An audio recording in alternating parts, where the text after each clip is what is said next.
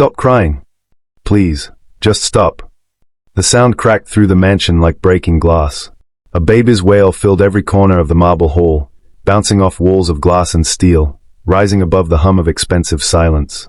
Hanyul Kim, tech billionaire, founder of K-Tech Dynamics, the man who could command satellites and silence boardrooms, stood helpless before a 6-month-old child. His child. His son, Eli. The baby screamed harder. Formula bottles lined the counter, untouched. 2 nannies had quit that week. His housekeeper hid behind a sliding door, whispering prayers in Korean.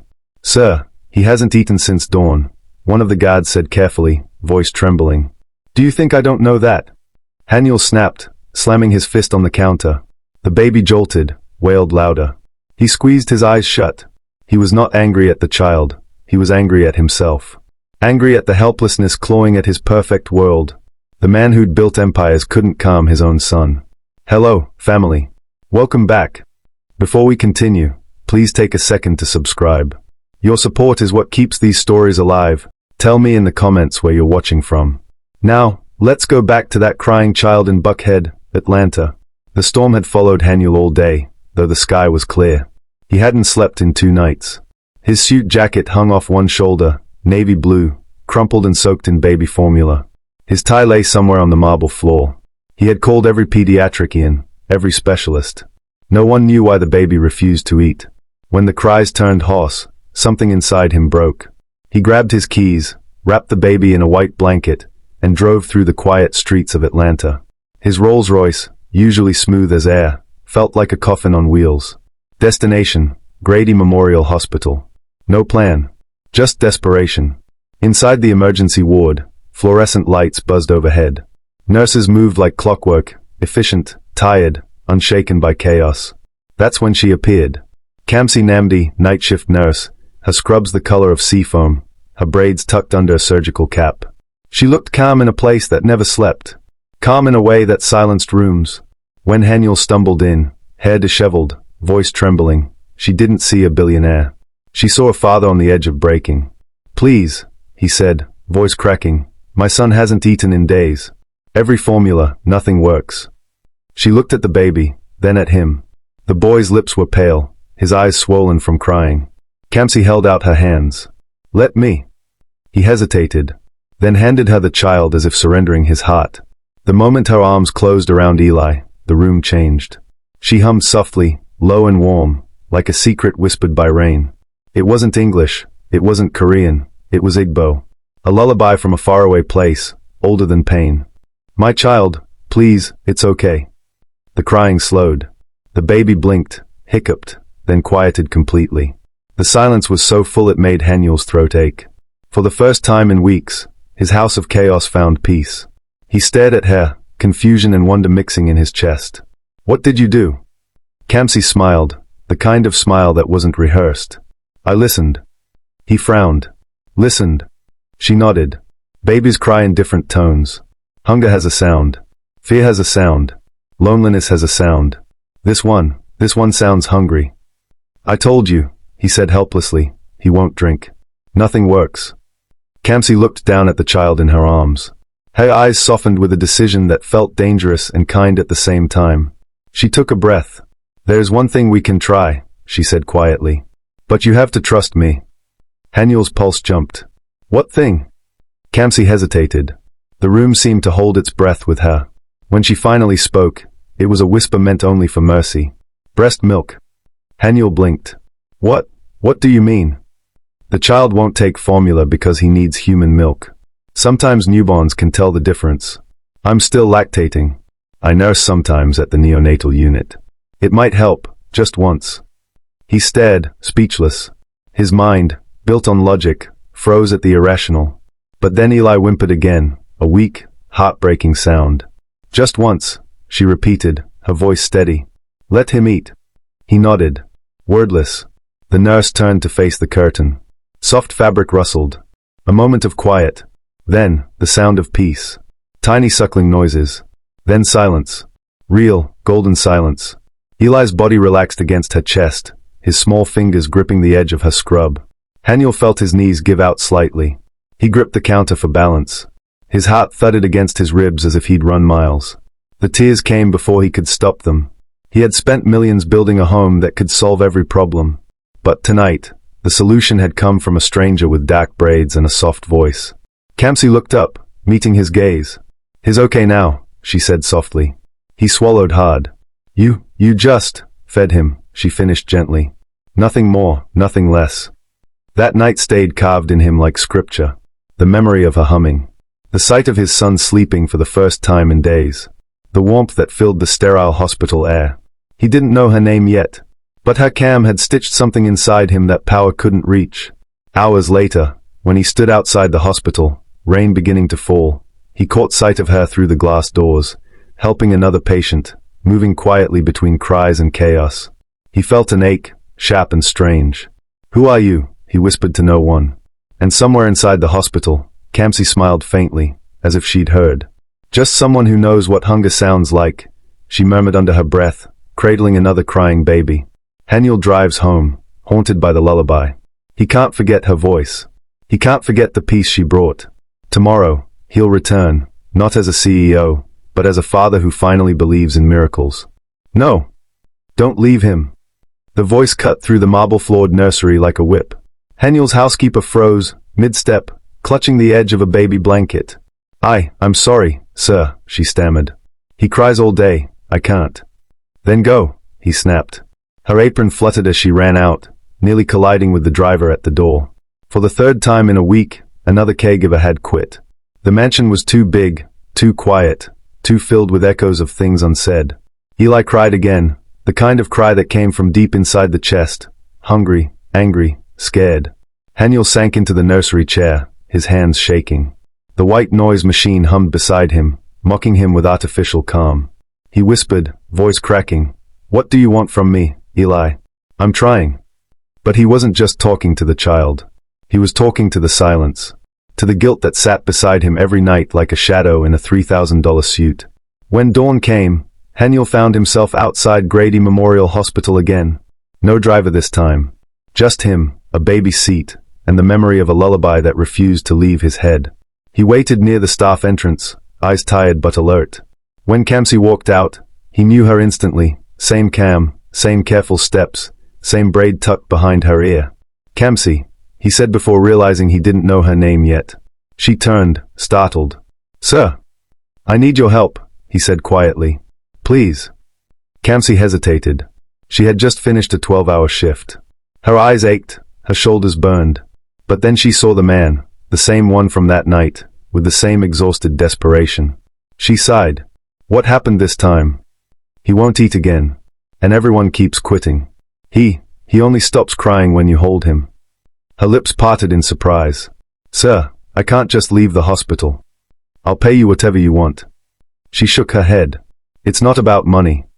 Her tone was firm, but her heart betrayed her. She could already hear the baby's faint cries through the car window. She peeked in. Eli's face was red and wet, his tiny fists curled tight. She swallowed. "All right," she said finally, her voice softer. "Just for today." That's how she entered the house, barely rested, holding a small diaper bag and a bigger faith. The mansion was immaculate, cold, echoing like a museum. The floors gleamed. The air smelled of pine-scented polish and loneliness. She took her shoes off at the door, out of habit. The guards exchanged curious glances. Kamsi stepped into the nursery and paused. "No wonder he cries," she murmured. "This place feels like it's afraid to be touched." She opened the curtains, letting sunlight spill in. Dust floated like tiny stars. Then she picked up Eli. "Noirem, sure. Mama Kamsi is here." He calmed instantly. Haniel stood by the door, watching in disbelief. Every fiber of him screamed to understand how this woman could quiet the chaos he couldn't. Over the next few days, something changed. Kamsi didn't just care for the baby, she cared for the home. She moved with quiet authority, rearranging what felt empty and ignored. The cold marble countertops were soon covered with feeding bottles, folded towels, and the smell of home-cooked jollof rice. Haniel came downstairs one morning to see her humming an Igbo song while measuring formula. It was the same tune from that first night. "You sing to him?" he asked. She smiled. "Children remember sounds more than faces. If he feels safe, he'll eat." He nodded slowly. "Maybe I should try singing too." "You?" she teased, raising an eyebrow. He grinned faintly. I can afford the best speakers, but not a voice. They both laughed, softly, awkwardly, like two people remembering what laughter feels like after a long drought. At first, she refused to stay longer than a week, but the days blurred into nights, and the mansion began to feel alive again. She made the kitchen smell like pepper soup and coconut stew. She played Nigerian highlife music during morning feedings, making Eli kick and coo to the beat. She taught the housekeeper how to hum along. And for the first time, Haniel found himself eating at the same table with someone who didn't talk about quarterly profits or investors. He found himself listening to stories about her siblings in Enugu, about her late father's small clinic, about how she had come to America to chase healing, not money. When she laughed, it filled the house the way sunlight fills a dark room. One night, during a thunderstorm, the power flickered off. Eli started crying again. Haniel rushed upstairs, flashlight in hand, heart pounding. He found Kamsi sitting in the nursery chair, holding the baby close, whispering softly. He froze at the doorway, watching. Her face was illuminated by lightning, strong, gentle, unafraid. Eli's tiny head rested against her collarbone, his breathing steady. When she noticed him, she smiled faintly. You don't need to stand there. Come sit. He hesitated, then did. They sat together, side by side, listening to the rain hit the glass. Do you ever miss home? He asked quietly. She nodded. Every day. What do you miss most? The noise, she said with a small laugh. In Nigeria, even silence has sound. Neighbors arguing, kids running, generators humming. Here, it's too quiet. Too lonely. He turned to her, his expression softening. I know that kind of quiet. Do you? He nodded. When my mother died, my father built a bigger house. Said space would help. But space just makes the echoes louder. She looked at him for a long moment. You don't need space, Mr. Kim. You need people. He smiled, almost sadly. Call me Haniel. She blinked, surprised. Haniel, she repeated, her accent wrapping around his name like silk. Something shifted between them. Quiet. Simple. But real. Days turned into weeks. The neighbors began whispering about the Nigerian nurse who lived in the mansion, about the CEO who looked happier, about the baby who no longer cried. But Haniel didn't care. For the first time in his adult life, he woke up to laughter instead of alarms. One evening, as he watched Kamsi rock Eli to sleep, he whispered almost to himself, Every time you sing, the house feels less empty. She looked up, startled by his honesty. Her cheeks warmed. That's not me, sir. That's love. You've just forgotten what it sounds like. Their eyes met. The air between them shifted again, soft, charged, unspoken. He took a slow breath. Then maybe you can help me remember. Hey family, if you felt something in this story, please subscribe. Your support helps us share these moments, the ones that remind us that healing isn't found in money or status, but in people who care. Tell us where you're watching from. Drop a heart emoji if you believe love can be found in unexpected places. That night, as Kamsi prepared to leave the nursery, Haniel stopped her at the door. Kamsi, he said, his voice low. She turned. Don't go back to the hospital tomorrow. Stay here, with us. And for the first time, the woman who always said no didn't have the strength to say it. You can't just take me away. Kamsi's voice cracked across the polished hallway of the Kim mansion. Her uniform was wrinkled, her hands trembling, and two immigration officers stood at the door, stone-faced, their ID badges gleaming under the chandelier light. Eli began crying upstairs, as if his small body could sense his world breaking apart. Haniel appeared from the study, his expression dark, jaw tight, tie half undone. What's going on here? He demanded, his tone calm but dangerous. Sir, one officer said, we have reason to believe Ms. Namdi is violating her J-1 visa terms. She has been residing off-site from her authorized hospital housing, and she's my son's caregiver. Haniel interrupted sharply. She works for me. The officer flipped open a file. That's exactly the problem, Mr. Kim. Her visa forbids private employment. It's a breach of federal immigration law. For a moment, no one moved. Then the baby's cries filled the silence again, loud, raw, pleading. The officers gave her 48 hours to appear before an immigration panel.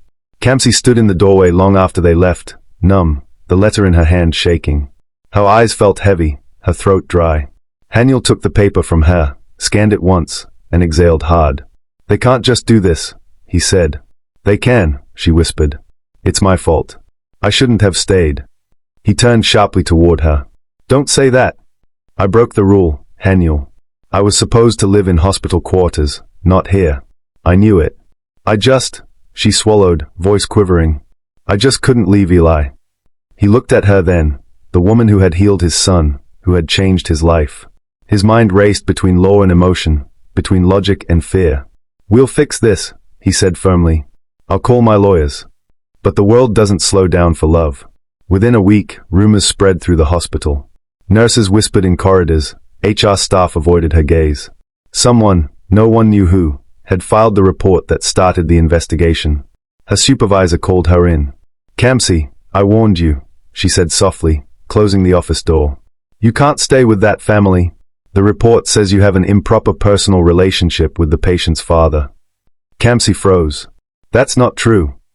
I know, her boss sighed. But perception matters more than truth here. The word improper echoed in her head like a curse. She walked out of the office into the Atlanta heat, her heart pounding. That night, she packed her bags in silence. Haniel found her in the nursery, folding baby clothes into neat piles, tears falling onto the soft cotton. He stood by the door, watching. What are you doing? She didn't look up. Leaving before they force me. Don't, he said quietly. I have to. He stepped closer. Kamsi, listen to me. You didn't do anything wrong. Her voice broke. It doesn't matter. The law doesn't care about intentions. It cares about papers, about rules. He clenched his jaw. Then I'll rewrite the rules. Haniel. No, listen, he said, his tone fierce. I have resources. I can sponsor you. That takes months, maybe years, she replied. They won't wait. I could be deported before it's approved. He hesitated, then took a step closer. Then marry me. The room went still. She turned slowly to face him. What? Marry me, he repeated, voice low but steady. If you're my wife, you can stay. Kamsi stared at him, disbelief flooding her chest. You can't mean that. I do. She shook her head. You're not thinking clearly. You're panicking. He stepped forward. I'm not panicking, Kamsi. I'm choosing. I can't lose you. Not after everything you've done for Eli. Not after everything you've done for me. Her heart twisted. You're doing this out of gratitude.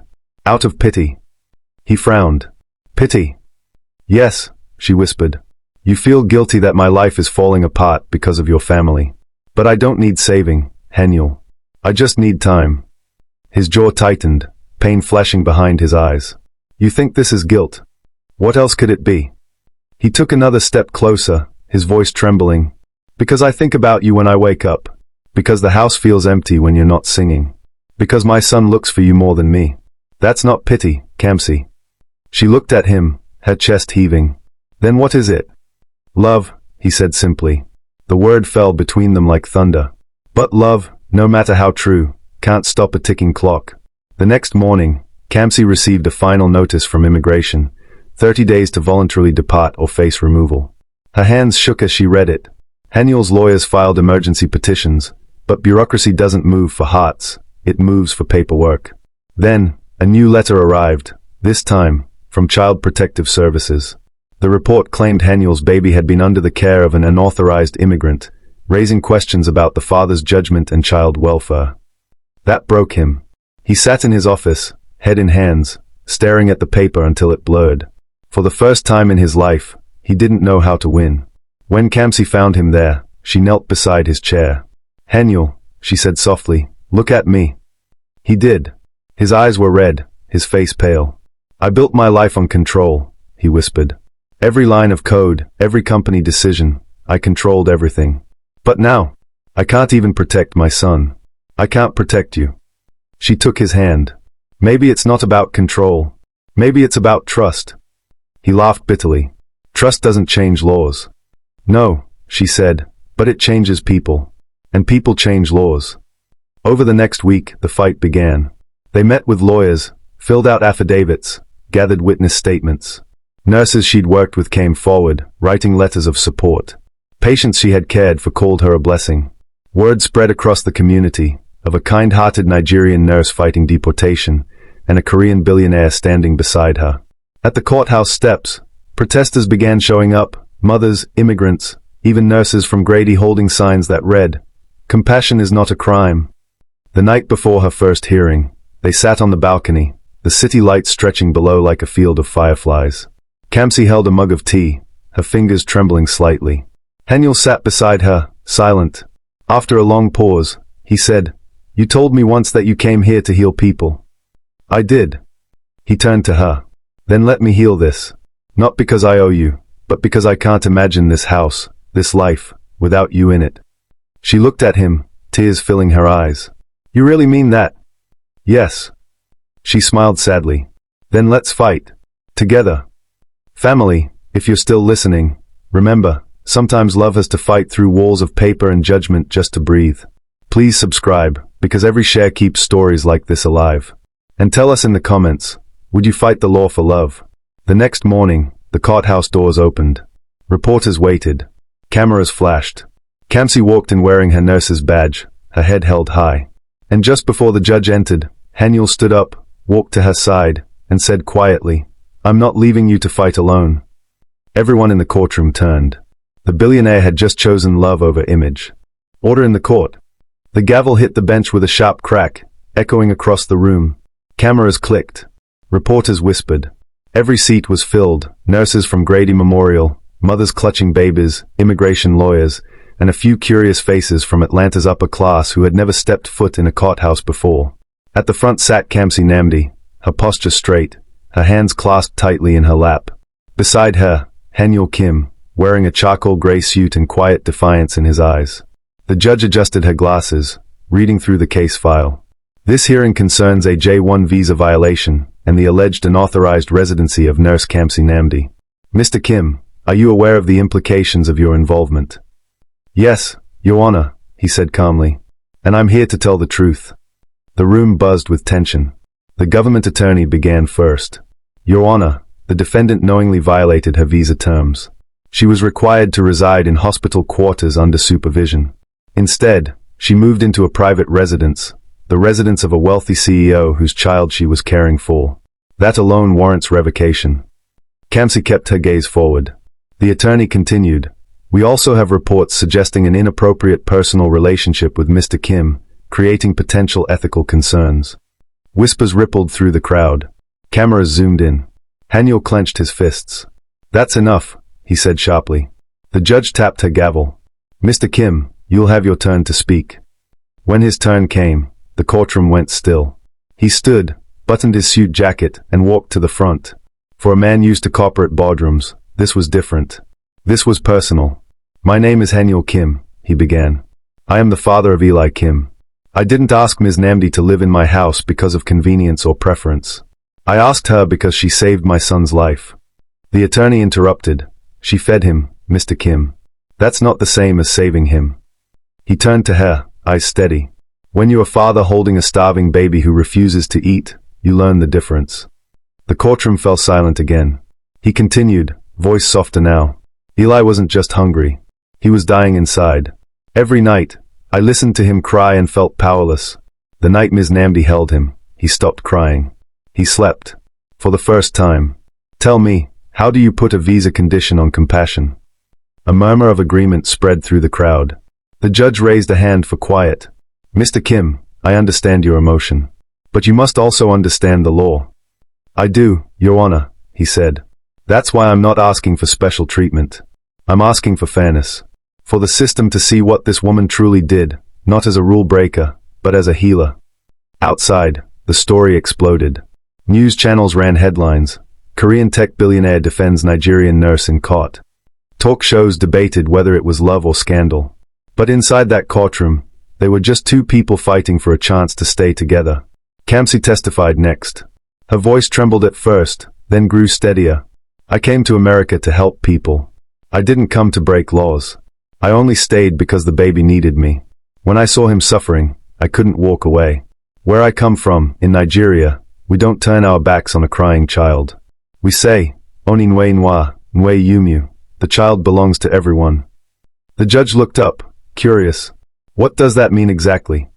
Kamsi smiled softly. "It means every child is our responsibility." Even the government attorney seemed momentarily quiet. But the hearing wasn't over. The next witness was from Child Protective Services. A gray-haired woman stood, holding a clipboard. We received an anonymous report suggesting the baby might not be in safe care due to Ms. Namdi's immigration status. However, she paused, glancing toward Kamsi. After our evaluation, we found no neglect, only love. In fact, the child's well-being has improved remarkably since her involvement. The judge scribbled notes, her expression unreadable. Kamsi looked down, tears threatening to fall. After the session ended, they stepped outside into the buzzing crowd. Reporters shoved microphones forward. "Mr. Kim, are you in love with Ms. Namdi?" Another shouted, "Is this a marriage for visa situation?" Haniel didn't answer. He just placed a hand on Kamsi's back, shielding her as they moved through the chaos. Inside the car, silence hung heavy. Then he turned to her. "I'm sorry." She shook her head. "Don't be. This isn't your fault." He looked out the window, voice low. "They don't see what I see. They see a law. I see a life." Days later, the judge announced there would be a second hearing, for final review. Until then, Kamsi could remain in the country but not work. So she moved out. It broke her heart, but she knew she had to protect his reputation. The mansion that once echoed with Eli's laughter became quiet again. She rented a small room near Buford Highway, surrounded by other immigrants, Ghanaians, Mexicans, Vietnamese, each carrying their own stories of waiting. At night, she listened to the hum of traffic and prayed for mercy. And in another part of Atlanta, Haniel sat in Eli's empty nursery, staring at the crib, remembering her voice. Weeks passed. Then, one morning, she received a call. Haniel's voice was hoarse. "They're coming after me now. My investors think I've compromised the company's image. The board wants me to step back." Her heart dropped. "Because of me." "Because of love," he said bitterly. "They think it's weakness." "You can't lose everything for me, Haniel. I already lost the one thing that mattered." There was silence. Then she said softly, "Don't fight for me. Fight for what's right." The next hearing arrived. Kamsi walked in wearing a simple white dress, her hospital ID pinned proudly on her chest. Haniel was already there, this time without his lawyers. When the judge asked if he wished to add anything new, he stood, looked around the courtroom, and said simply, "Yes, I want to make a declaration." The courtroom leaned in. He took a deep breath. "Ms. Namdi is not an employee. She is family. She is my son's mother in every way that matters. She is my partner in raising him, in healing him, in living. So yes, Your Honor, I want to sponsor her, not because of the law, but because I can't imagine life without her." Gasps rippled across the room. He turned to Kamsi. "I'm asking her to be my wife."